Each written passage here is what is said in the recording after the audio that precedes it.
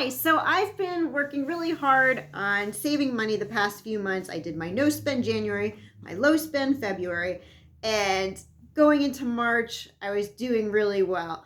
Around that time, I found out that I had the opportunity to travel and take my kids to Ireland because my parents are going to be there this summer and my daughter's taking a class and would be able to meet us. And that was a deal an opportunity that I wanted to jump on, even though I'm really trying to save money. Because for me, an opportunity to travel, I would much rather do that than buy a new outfit or buy a new gadget, for sure. But I needed to figure out a way to do it where I was spending little to no money. So I'm still working on that. But I have found a few things that have been helpful, that have been bringing the cost down for my air flight tickets. So first thing I did was go on to Google Flights and look for airfare to Belfast, and it was really expensive. I couldn't believe it. It was $1,000, $1,100, $1,200 from New York, and I was like, there's no way that I'm going to be able to afford that. So I was like, all right, I'm just going to check obsessively for air flights. And even though I have the tracking, they let me know when the price goes up and down, I still feel like sometimes there's like an hour or two window where sales do come up. And I really wanted to, not only just depend on what the websites were sending me. So I was checking a lot. And it used to be that on Tuesdays or Wednesdays, that was the cheapest time to buy tickets. And I remember it being like Tuesday evening, more than one time, a long time ago, and like maybe 10, 15 years ago. And I would see around 11 or midnight from Tuesday to Wednesday, the flights prices just drop hundreds of dollars sometimes. And I would grab a deal then. And I wasn't finding that. Like I'd look on Tuesday and Wednesday evenings and nothing. So I was kind of getting disappointed and frustrated. But then I started to notice that because I was checking so much that over the weekend, the prices were dipping. So I was like, okay, so let me start looking, on Fridays, Saturdays, and Sundays, even more than I had. So I started to watch the prices going down a little bit, and I was excited about that. And then one Friday evening, I checked, and the price dipped down to like $7.75. And I was like, okay, I can't imagine it going lower because I'm not just like flying into Dublin. I'm flying into Belfast, which isn't like their main hub. So I was like, okay, I'm going to do this. So one of the things that I would recommend for anybody trying to travel on a budget is to be watching the Google Flights. They recommend that you do it through like an incognito tab so that they can track you and like raise the prices because they know that you're looking and trying to find a good deal, or you really want to go to Ireland, so they're going to bump the price up. So I kept it in the incognito mode. And then as soon as I saw the price go down to a price that I thought, okay, I can't imagine it going lower. And if it does, okay, but this is still hundreds of dollars cheaper.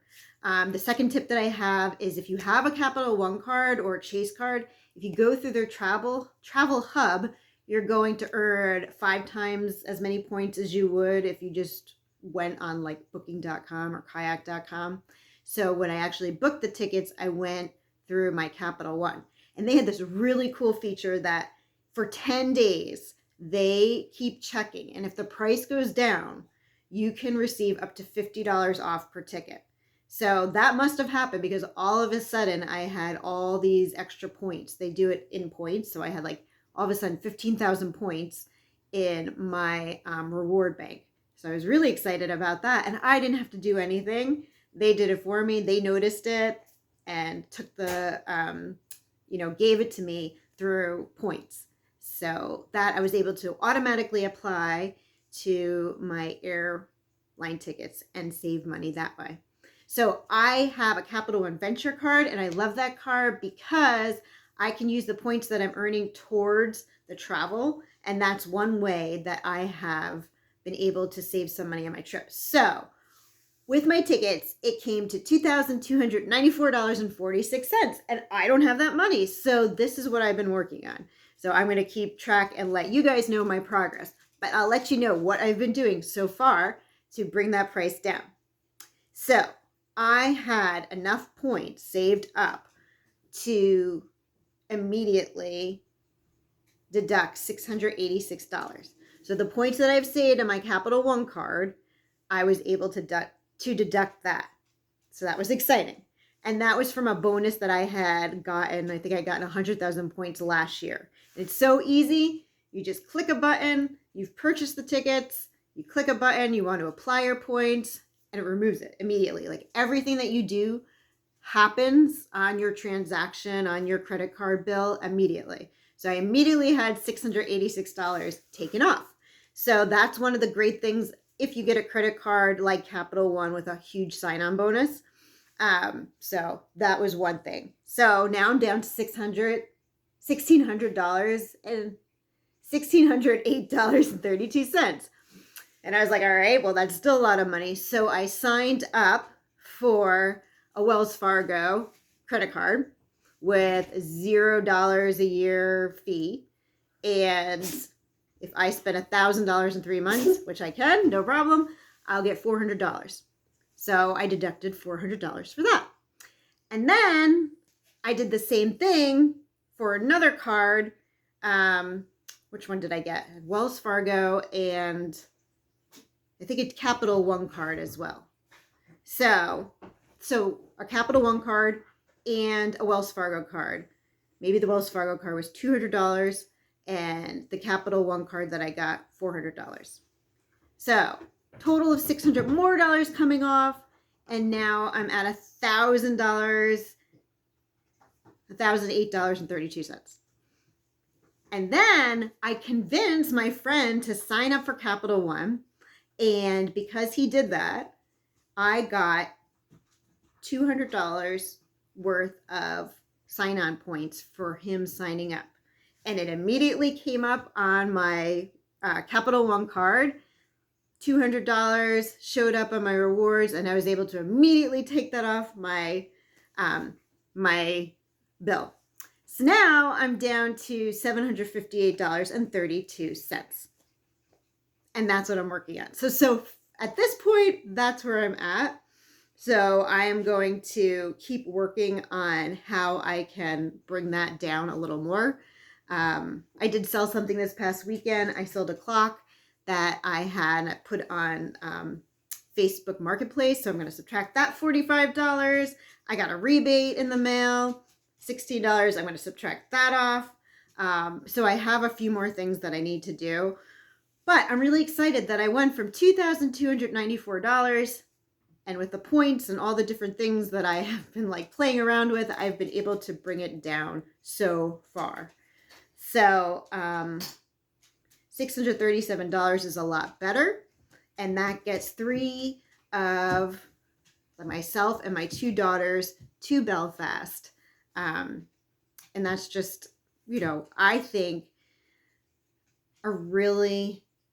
the smartest way that I can do it. And I feel like, yes, $632 is a lot of money, but I'm going to keep on working on like, what more can I sell? What more can I get rid of? What more can I do? Is there any side jobs that I could do? I'm asking for money for my birthday. So just keeping it as a focus. So I have this piece of paper that has everything that I just went over, and I have it on my fridge. And whenever something comes into the house, some kind of, extra money that comes into the house, I'm going to take it and remove it from my final price. So I still have to take out $45 for the clock that I sold and $16 that I got from the rebate.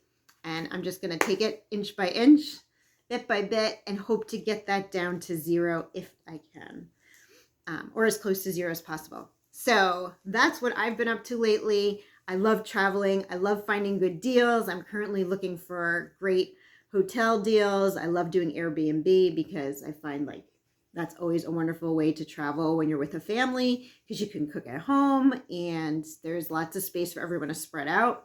And it typically does turn out to be cheaper than booking a hotel.